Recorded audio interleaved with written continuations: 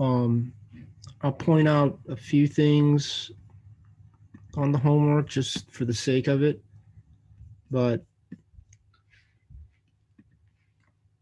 this is just some more practice using arithmetic and geometric sequences.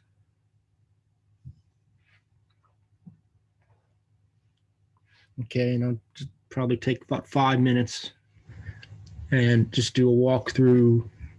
Some of you guys may already have started this, but just to make sure. So you're only doing the evens. You don't have to do all of it. I don't think that's necessary. So you're only doing the evens. So I'll pick a couple of the odds and just kind of verbal or maybe actually give an example. So here you're just finding the next four terms. Now, since this is arithmetic, once you see what you're adding or subtracting as you go to the right, just do that 4 more times. Right, so here it looks like we're adding 4 plus 4 plus 4, so 19, plus 4, 23, 27, 31. Okay, now here, they're not giving you the sequence, but they're telling you enough information. They're saying, starting with the 6th term, which is the first term, starting with 6, which is the first term, begin to add 9. So you go 6 plus 9, then plus 9, plus 9. You do that for the first 5 terms. Okay, now here, you got to create the formula because you want to find the n term that they give you. So for this one, it's the 12th term. So we start with the first term and then we add 6. So this is the one where you want to create the formula because you could do it as a pattern, add 6 until you get to the 12th term. That would be okay. But you don't want to do that 23 times, right? You don't want to do that 25 times, right?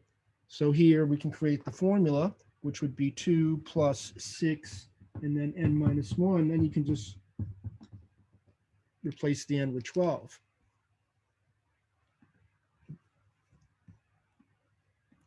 So that'd be a lot easier. Now, if you kind of understand a little more in your head, well, since that's n minus 1, you know it's going to become 11 times 6 plus 2. You may be able to take that shortcut.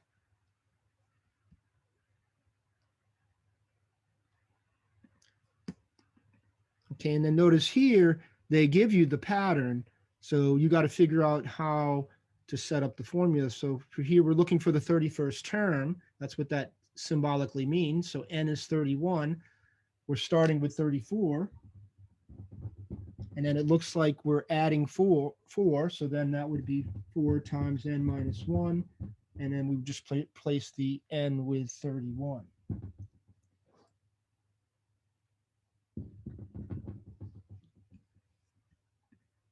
Okay. And then maybe if you kind of understand a little bit, you can take a shortcut. So that's going to wind up being 30 times 4 and then plus 34.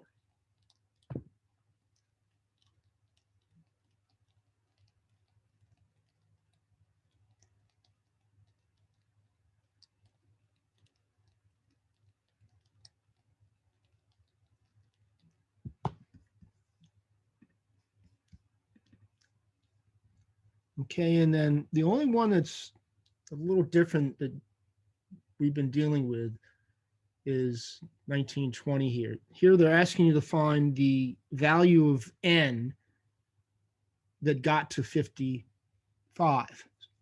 So what term position would have been 55? So you could do this pattern until you get to 55 and then count. So with yours, it's what would be the position of 163 in this pattern. So again, you could do this pattern until you get to 163 and then count. That's going to be a little bit elaborate, and it's very easy to make a mistake if you do a very long, elaborate process. So let's go ahead and create the formula, put it equal to the 55 and solve for the n. So that's what we're doing here. We're solving for n. Okay, so the formula would be 4, starting with 4. It looks like we're adding 3, so plus 3, and then we got our n minus 1. And so that's the rule that we would use And we want to know when this equals 55. And so here we just solve for n. All right.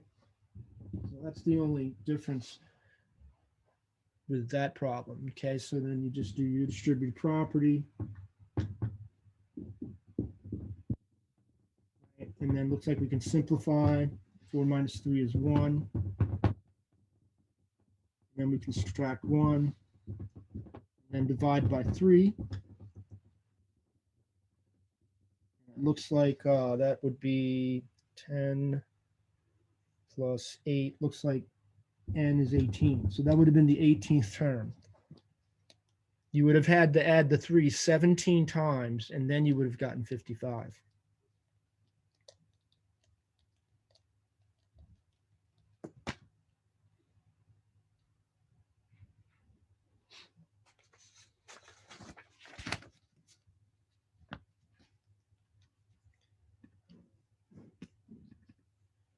Okay, and then here, it's just geometric, right? So what are you multiplying as you're going to the right?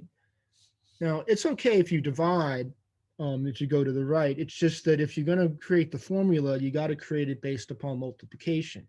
But if you just want to find the next two terms, you can get that by dividing. That's not a big deal. All right, and the tricky part is sometimes these numbers are so big, we can't figure that out, right?